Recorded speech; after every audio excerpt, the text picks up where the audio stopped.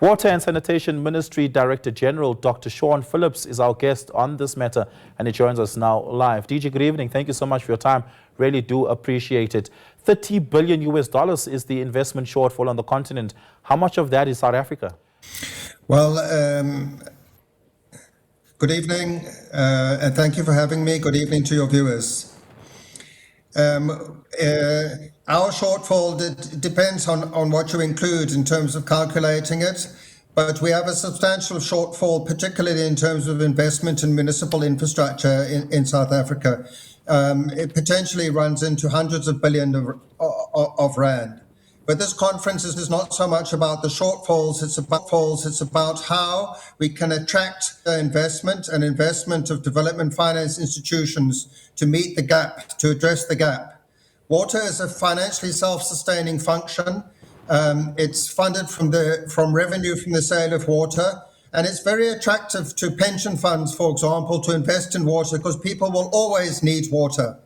So what we need to do here in South Africa and elsewhere in Africa is make projects and investments for pension funds and for banks bankable and then take them to the market. In South Africa, we've got enough money in the private sector and the pension funds and the banks to meet the needs for water investment. The challenge is to develop bankable projects that they can invest in. Other than that, there will be a perpetual universal need for water. What is the business case for a water investment initiative?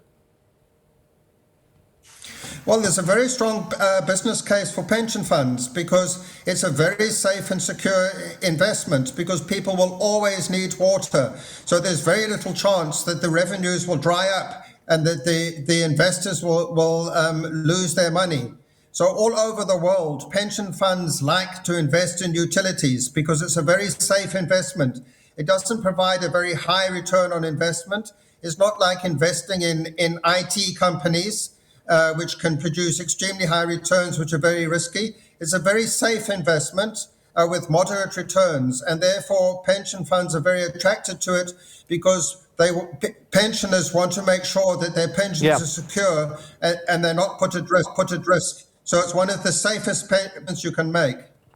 I can imagine that to be the case with leveraged risk if you take a look at industrial water supply and industrial water projects. But when we talk about domestic water use in South Africa, that is not as de-risked and leveraged because that depends on people being able to buy and pay for the water that they use.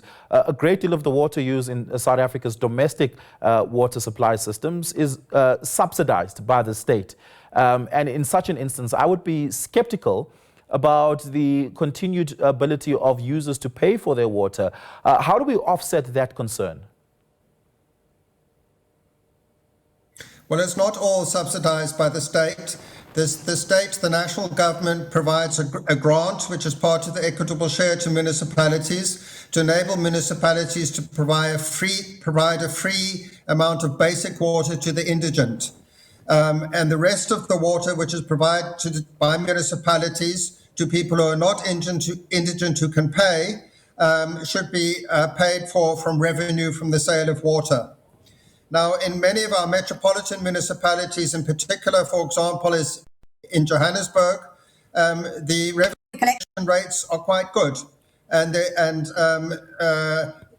the Johannesburg water is able to pay Rand Water for the water. And if all the revenue that Johannesburg got from the sale of water would be allocated to the Joburg water to maintain and operate the water, then there should be sufficient money for it to be operated properly. So it's not the case that throughout South Africa people can't pay, and those people who are indigent and who can't afford to pay, that is subsidized. But for the rest of the people who can afford to pay, there's in a relatively well-managed municipality which does the revenue collection well, there's a good business case for returns on investment for private sector investors. Yeah, let's talk about the capital intensity of it all, because water infrastructure projects cost a lot of money. If we take a look at the Lesotho Highlands water project, and perhaps you can shed some light for us on this. Initially budgeted at $8 billion all the way back in 2008, and that cost had escalated to well north of 50 billion rands in South Africa, rather, which is what, an escalation of over 40 billion rand from the initial budget. Why was that the case? Was it miscalculated, misbudgeted? Were there a lot of unknowns and unforeseens? No, it has been misreported. It wasn't initially budgeted at 8 billion. That 8 billion comes from a comparative study which was done between two options of either bringing water from Lesotho or pumping water up from the Tugela River in KwaZulu-Natal to Gauteng. And those comparative cost calculations include all the costs of the project. They were only for the parts of the project for the comparative cost calculation. The best figure to use is when after all the detailed design work was done, and then the project went out on an open, competitive international tender. The contract award price was 42 billion. So the real escalation has been from 42 billion to 53 billion since the main contracts were awarded in 2022. That's an 11 billion rand escalation. What caused it? Okay, there's three reasons for that. Firstly, the Lesotho Highlands Development Authority, which is a Lesotho government organization, or Lesotho, an organization based in Lesotho, changed the way in which it caters for contingencies, which is unplanned and unforeseen potential cost escalations, to align with international norms and standards, which is a requirement of the funders. So that increased their cost estimate for the project by 4.5 billion. And then, and we have to include that in the cost estimates as well. But those costs will only actually be incurred if the contingencies have to be paid out to contractors. In other words, if the unforeseen events occur. Secondly, the Lesotho government has requested that additional work of an environmental nature and of a social nature be funded from the project to to make the project benefit Lesotho citizens more. The two governments have not yet agreed to that additional work. That additional work is about another 4 or 5 billion, which hasn't been agreed to yet, so it may or may not occur.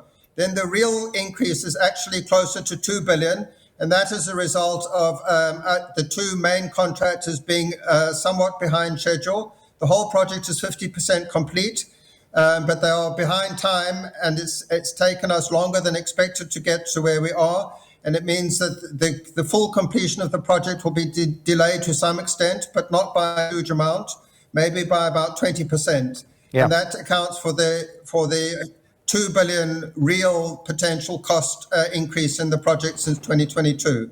Yeah. Dr. Sean Phillips, thank you so much for your time. Really do appreciate it. Dr. Sean Phillips is the Director General of the Department of Water and Sanitation.